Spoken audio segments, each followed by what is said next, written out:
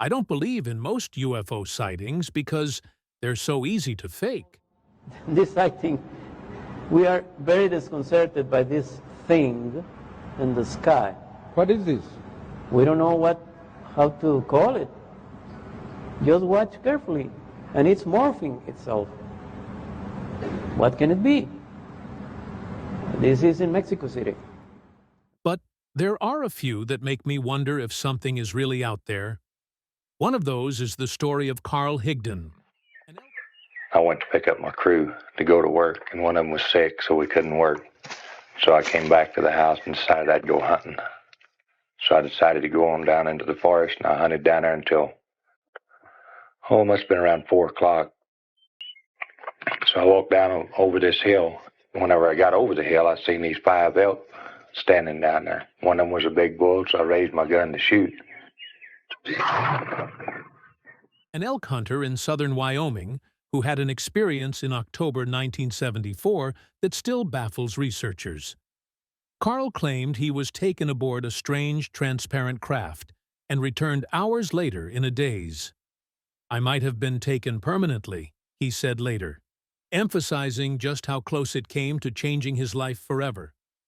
But here's what nobody noticed. His case isn't just about UFOs. It mirrors patterns seen in certain unexplained disappearances.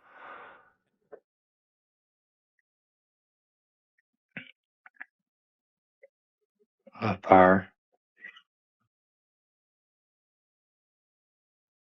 The bullet don't look right.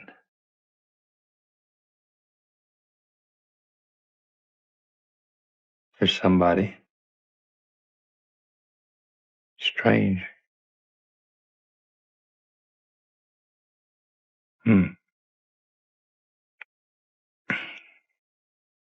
He wants me to go with him.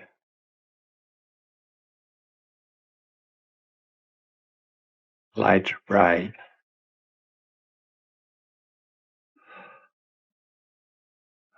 Lights are...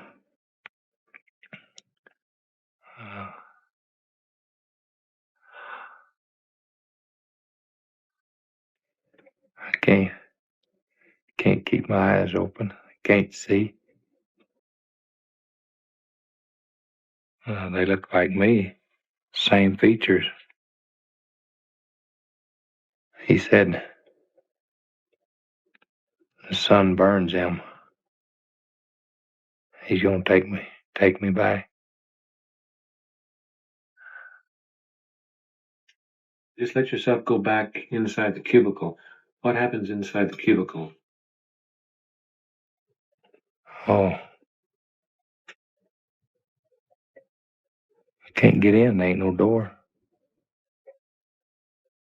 Do you know how you get in? No. We're above the trees. I can see pretty good. The ball looks like a basketball, but it's got a blue gray outline.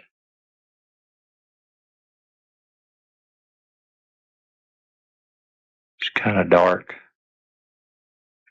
No lights. There's the lights again.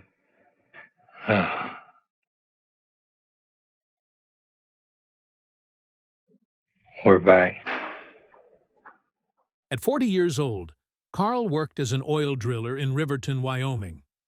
On Friday, October 25th, he unexpectedly had the day off and grabbed his new 7mm Magnum rifle for a hunting trip. Driving south toward McCarty Canyon, about 40 miles from his home, he stopped to help 2 hunters whose truck wouldn't start.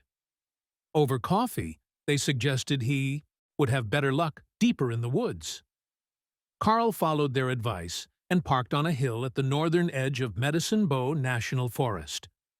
He even spoke briefly with a game warden in the area. But here's what nobody noticed. The calm before what came next was almost too quiet.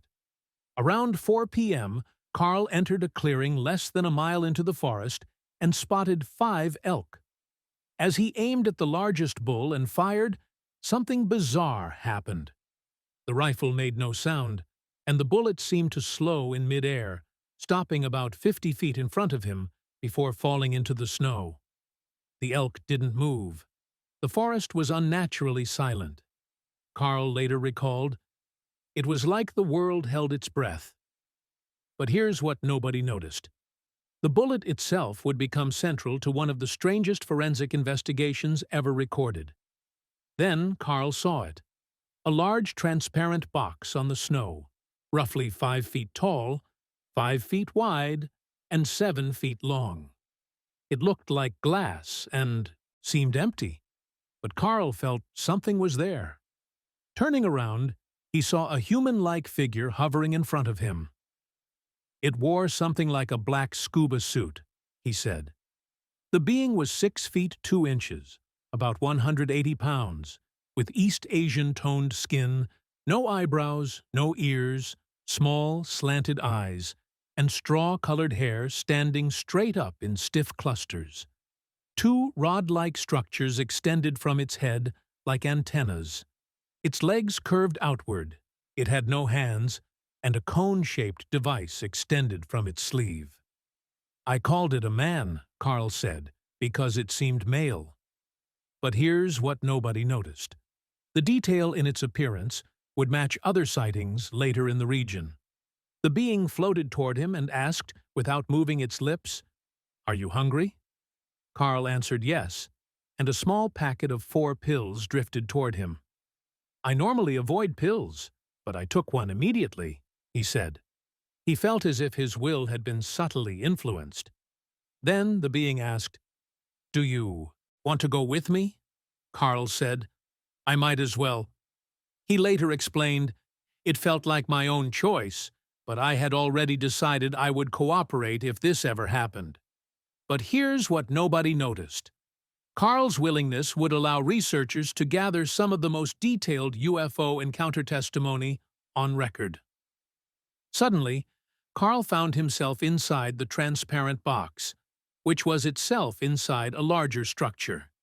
He sat in a bucket-style chair, head and arms secured. Through the reflective surface, he could see the 5 elk standing motionless in a cage.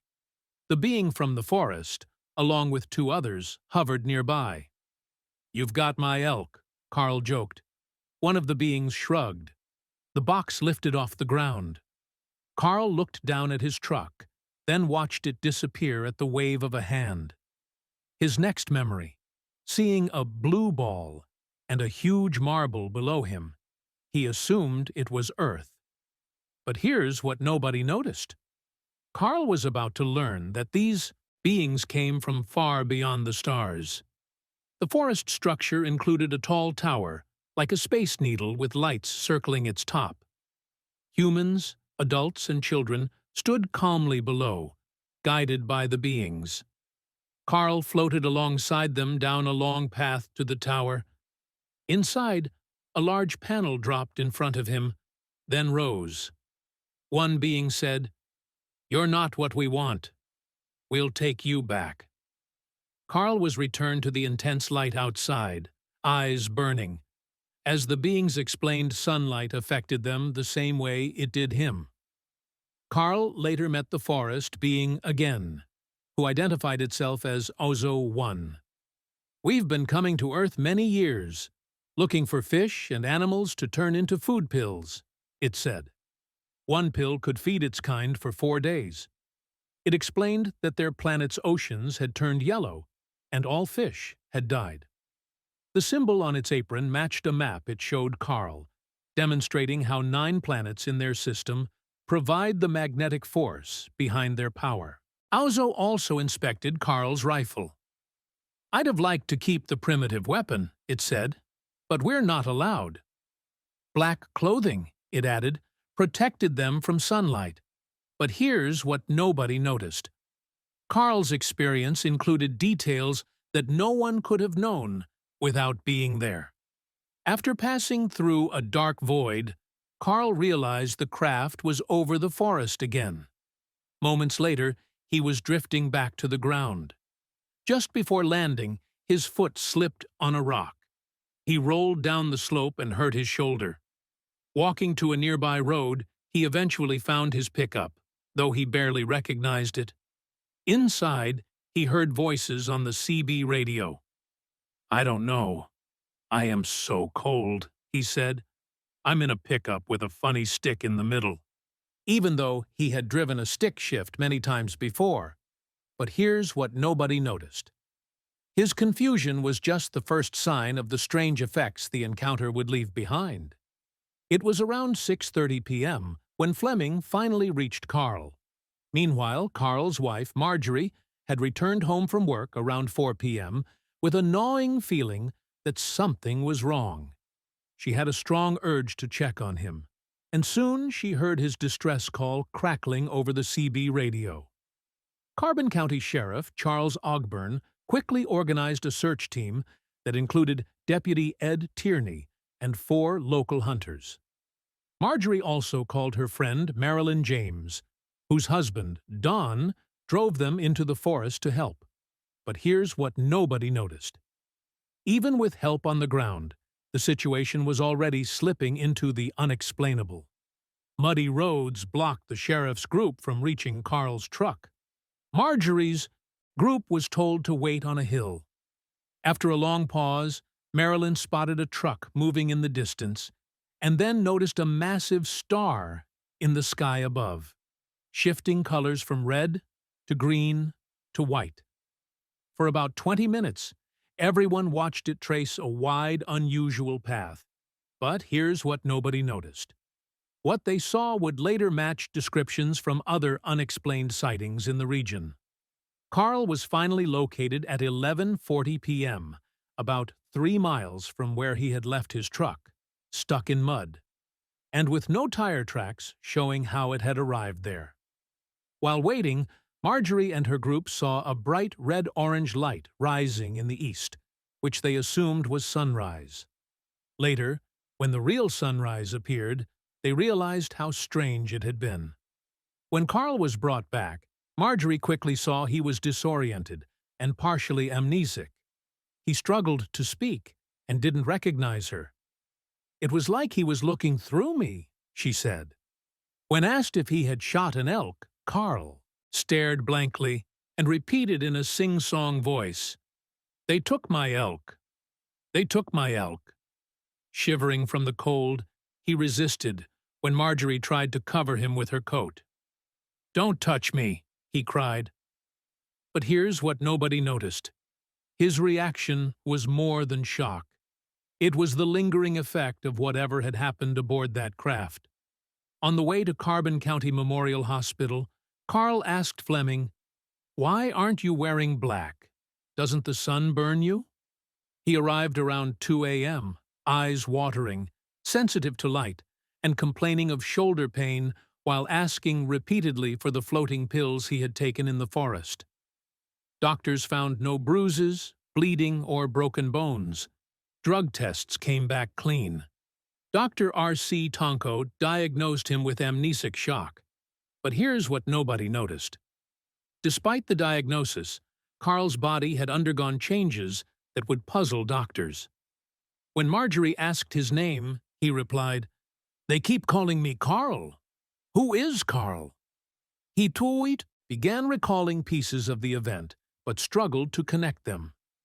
Marjorie gave him paper and pencil, and Carl drew the being he had seen and wrote the word Enders. A deputy later confirmed another man named Enders had been in a different part of the forest that same night. Carl also sketched a forked road, the outline of the transparent craft, wrote down 2 unknown addresses, and noted something about a truck. He was released on the morning of Monday, October 28th. But here's what nobody noticed. Even after leaving the hospital, fragments of the encounter continued to emerge in ways no one could explain. X-rays showed no physical problems, even though Carl had prior scar tissue in his lungs from tuberculosis and a history of kidney stones, both of which appeared to have vanished after the incident. Still, He complained of headaches and back pain in the following days. When Carl spoke to Sue Taylor, a reporter from the Daily Times of Rawlins, he admitted, "I must be crazy," still trying to process the experience. Taylor's article, the first public account of the case, ran on October 29th. Fleming connected Carl with a rehabilitation counselor who recommended he speak with Dr. Leo Sprinkle, a psychologist at the University of Wyoming known for investigating UFO cases. But here's what nobody noticed. Carl's story would soon become one of the most documented UFO encounters in history. On November 2nd, Dr. Sprinkle visited Carl at home for the first of several hypnosis sessions. Through these sessions, more details emerged, and Sprinkle later invited a local art teacher to create a drawing of Auzo 1 based on Carl's account. Dr. Sprinkle also interviewed Marilyn James, Sheriff Ogburn, Dr. Tonko, Carl's hospital nurse, the search party, and other locals. Everyone described Carl as honest and dependable. Psychological testing at the University of Wyoming found no signs of mental illness. One evening, Carl suggested a drive with Marjorie and their son. He drove several miles south of town, turned onto a dirt road up a hill, and seemed to know exactly where he was going.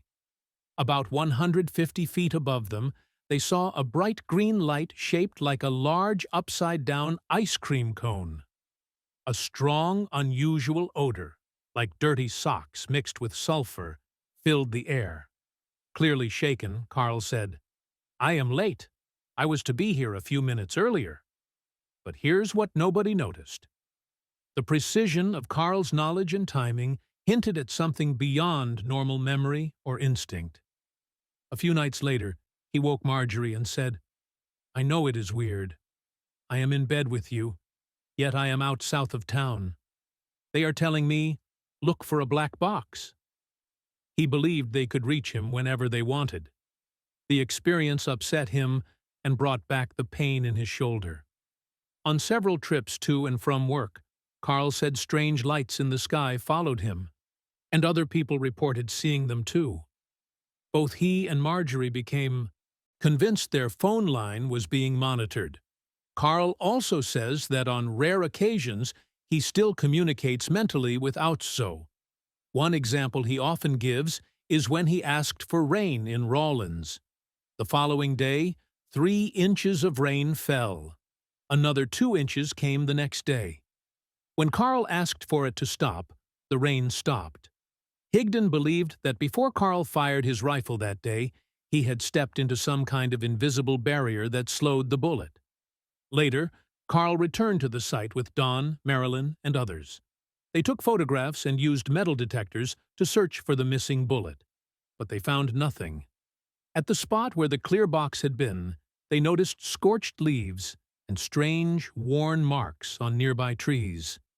Investigators led by Dr. Walter Walker, a metallurgy consultant for the Aerial Phenomena Research Organization, APRO, studied the bullet. Walker determined that it had hit something solid enough to turn it inside out.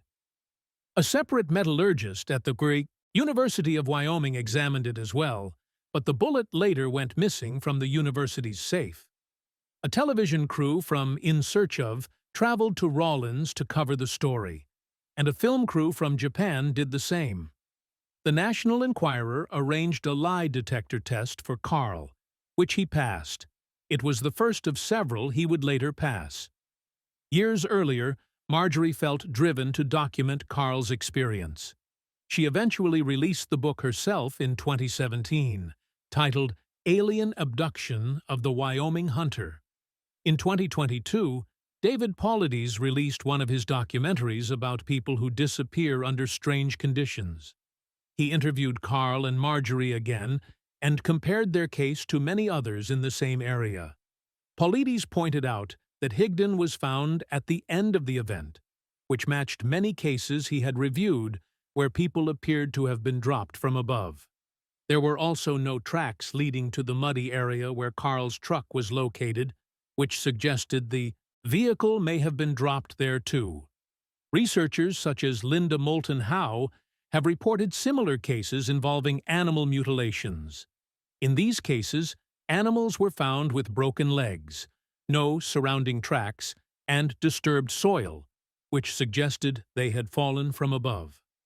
Carl believes some sort of medical procedure happened when the shield or wall appeared, and that he somehow did not pass the process. At first, he thought the issue was caused by the light affecting his eyes.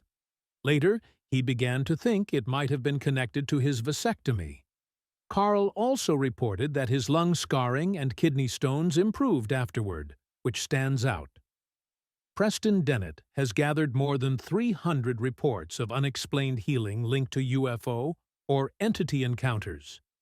Dennett believes the beings involved are advanced extraterrestrials who sometimes perform healings, but not always out of kindness, and not always with clear motives. Almost 35 years later, another disappearance happened in the same forest.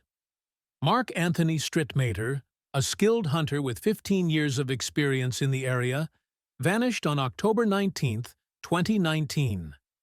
Like Hickden, he disappeared from a place he had never hunted before.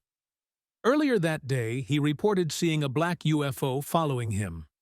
Strittmater, like Hickden and many others in similar cases, had German ancestry, but he had not had a vasectomy.